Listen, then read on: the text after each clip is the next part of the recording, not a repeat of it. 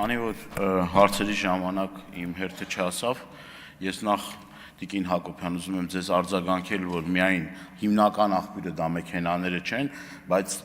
ամիսներ, տարիներ շարունակ օդի աղտոտվածության հարցը, որ բարձրացվում էր, Երևան քաղաքի ավականու ուրեմն ձեր խմբակցության ղեկավարը այսպես կամհարական ստատուսներով բանով հանդես է գա եւ ոչ միայն ինքը հիմա արդեն սկսել եք մտածել օդի մասին, լավ է որ սկսել եք մտածել, բայց որ ավելի շուտ մտածեիք դրա մասին ավելի լավ կլիներ, տևական ժամանակ դրա մասին խոսել ենք, ինձ թվում է առիթը կընձեռնվի համապարփակ այս թեմայի մասին խոսել, բայց լավ է որ արդեն տեղ է հասել, դա շատ ողջունելի է։ Հիմա պարոն Պապյան, երկու հարց ունեմ։ Առաջին հարցս դա վերաբերվում է 90 օրյա սահմանափակումների հետ կապված։ Ինչ նորություններ կան այս մասով, խնդրում եմ ձեր եզրափակիչ ելույթի ժամանակ ասեք, որովհետև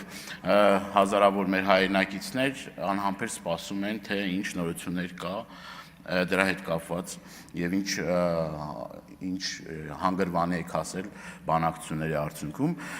էլեկտրոմոբիլների հետ կապված էլի թե հանձնաժողովի նիստի ժամանակ թե լիագումար նիստերի ժամանակ պարոն Բագրատյանը էլի ասեց դրա մասին, բայց ուրախ եմ որ այդ հարցով էլ արդեն որոշակի առումով ձեզ մոտ էլ մտահոգություն կա, բայց մարդկոսների հետ կապված լրջագույն խնդրի առջև են կանգնելու, որովհետև եթե տեսնում ենք այն երկրների